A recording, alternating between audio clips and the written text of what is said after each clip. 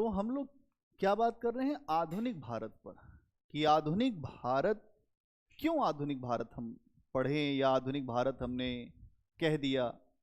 आधुनिक भारत का मतलब है कि कुछ नए विचार, तर्क की क्षमता, शिक्षा की कोई नई व्यवस्था, कुछ नए लोग जो भारत में आए। अगर आप देखेंगे नए लोग से मतलब क्या है, यूरोपीय लोगों से।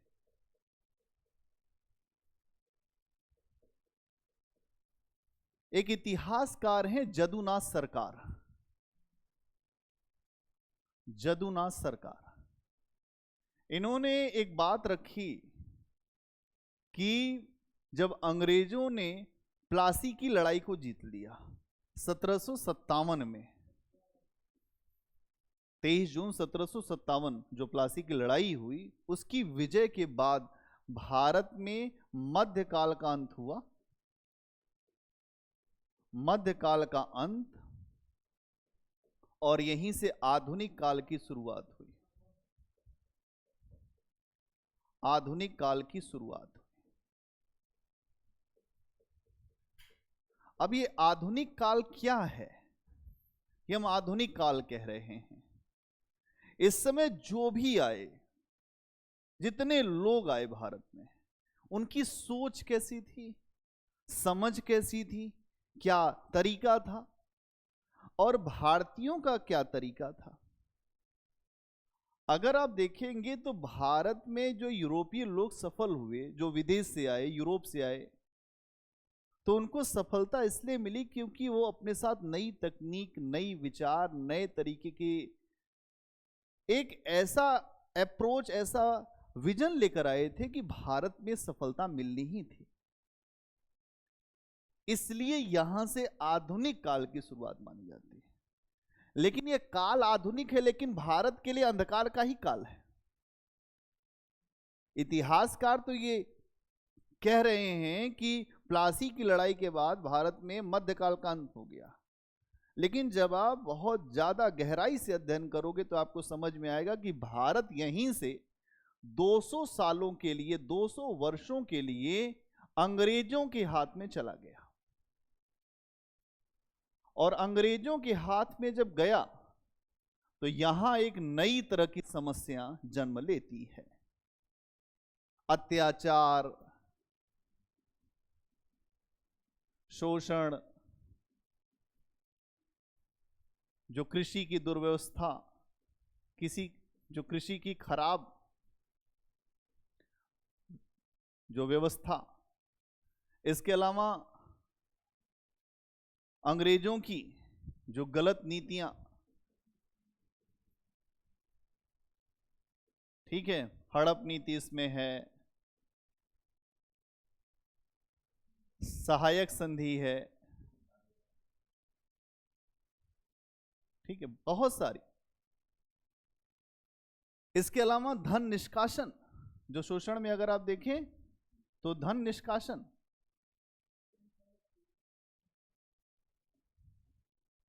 धन निष्कासन।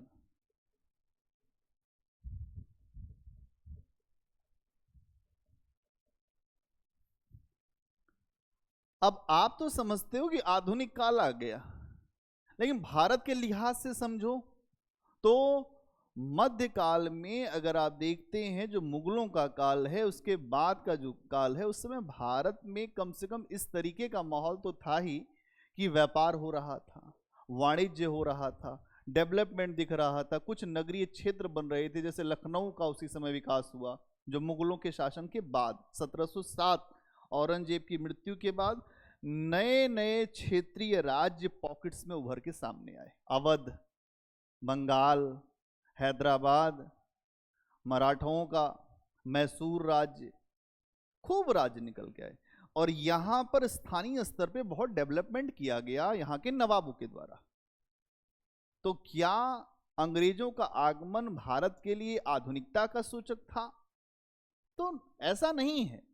लेकिन जब अंग्रेजों ने भारत में अपने आप को व्यवस्थित करने का प्रयास किया, स्थापित करने का प्रयास किया, तो यहां उन्हें कुछ ऐसे लोगों की जरूरत थी जिनके पास पश्चिमी शिक्षा हो, पश्चिमी मूल्य हो, और वो अंग्रेजों को बेहतर मान सके।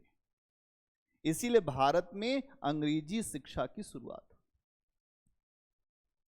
और अंग्रेजी शिक्षा की शुरुआत करने के बाद ऐसे बाबुओं का निर्माण किया जाए, ऐसे लोगों का निर्माण किया जाए जो भारत में अंग्रेजों के शासन को वैधता प्रदान करते हो, जो देखने में काले हों, भारतीय हों, लेकिन अंदर से अंग्रेज हो। तो अंग्रेजों ने जब भारत में शिक्षा का मॉडल ये रखा तो धीरे धीरे धीरे धीरे एक लंबे समय के अंतराल के बाद वही व्यक्ति ये समझने लगा कि अंग्रेज कैसे शोषण कर रहे हैं। इसलिए अंग्रेजों के द्वारा जो भी शिक्षा के क्षेत्र में या जो प्रशासन के क्षेत्र में सुधार किए गए, जो ये आए सुधार, इसने भारत के लोगों को भी अवेयर किया और फिर लोगों ने संघर्ष करने का मन बनाया। इसीलिए आप देखेंगे तो सबसे पहले अंग्रेजों के शोषण के बारे में शिक्षित भारतीयों ने ही आवाज उठाई।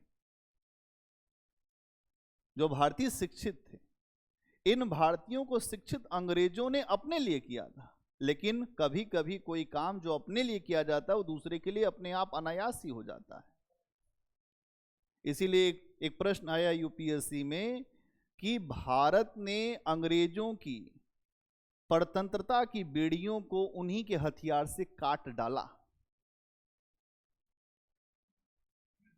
तुमने हमारे ऊपर शोषण करने के लिए अंग्रेजी शिक्षा डाली। हम बाद में इसी अंग्रेजी शिक्षा से बहुत कुछ सीखेंगे, जो यूरोप के में अच्छाइयाँ हैं, जो वहाँ पर मूल्य हैं, चाहे वो स्वतंत्रता के हों, समानता के हों, बंधुत्व के हों, संवैधानिक शासन का हो, ये सारे मूल्य हम सीखेंगे।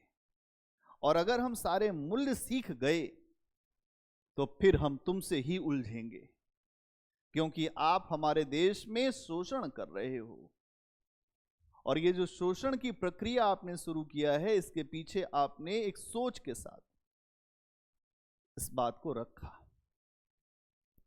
तो अंग्रेज जब आते हैं और जो यूरोपीय कंपनियां आती हैं, उनमें अंग्रेज क्यों प्रभावशाली होते हैं? क्योंकि अंग्रेज पूरे यूरोप में सबसे ज्यादा प्रोग्रेसिव लोग थे। फ्रांस तो सब पीछे था। पुर्तगाल, फ्रांस, डेनमार्क, ये जितने भी देश भारत में आए, इन सभी देशों से अंग्रेज ज्यादा प्रोग्रेसिव, ज्यादा तेज और ज्यादा स्मार्ट थे। जो व्यक्ति ज्यादा स्मार्ट होगा वही तो बढ़ेगा। इसीलिए धीरे धीरे आप देखेंगे सभी भारत में जो शक्तियां यूरोप की थी, उनको घुटनों पे बिठा दिया अंग्रेजों ने।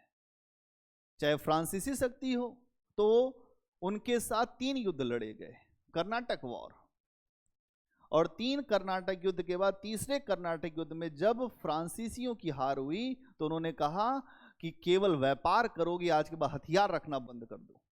तो यहां पर फ्रांसीसी कंपनी के हथियार रखने पर ही बाध्यता लगा दी गई भारत में। इसीलिए अंग्रेज एक छत्र स्वामी हो गए भारत के। तो अब प्रश्न आपके सामने आ सकता है कि भारत में आने वाले यूरोपीय कंपनियों में ईस्ट इंडिया कंपनी का चरित्र ज्यादा प्रगतिशील था, इसीलिए वो भारत में स्थापित हो पाए। टिप्पणी करें। प्रश्न ऐसा नहीं आएगा जो आपके बुक्स में है कि आपने पूरी कहानी पढ़ ली, आप लिख दी। आपको समझ बनानी पड़ेगी, और जब तुम समझ बनाओगे, चीजों को बेहतर करोगे, तब आप लिख सकते हो। तो हमारा काम यही होता है कि हम कहीं जाते हैं तो हमारी क्लास के सभी बच्चे आंसर लिख देते हैं। अभी आप देखें हमारी पूरी जो दराज भरी हुई आंसर से। हम इसी तरीके की बात करते हैं कि आपको लिखना जरूर आ जाएगा। जो बुकिश चीजें नहीं हमारे पास कि आपने जो बुक पढ़ लिया फिर वही हम। प्रयास ये है कि आपके ब्रेन की स्ट्रॉमिंग हो, आप समझ पाओ कि कैसे चीजें आती हैं। जैसे कुछ लोग कहते हैं कि 18वीं शताब्दी अंधकार की शताब्दी थी। 18वीं शताब्दी का मतलब 1700 से लेकर 1800 तक का काल। इसी समय आप देखेंगे तो अंग्रेज भी स्थापित हुए, इसी समय आप देखेंगे तो मुगल भी टूट गए, है ना।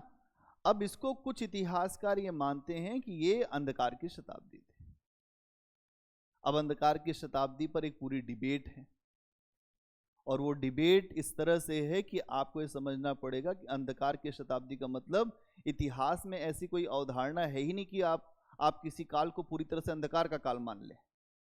अगर कहीं अंधकार है तो कुछ जरूर प्रकाश भी होगा, और अगर है प्रकाश तो अंधकार का काल मानना एक अनैतिहासिक बात होगी। इतिहास में ऐसी संकल्पना है ही नहीं। अगर मुगल टूटे तो कुछ और भी तो हुआ भारत में।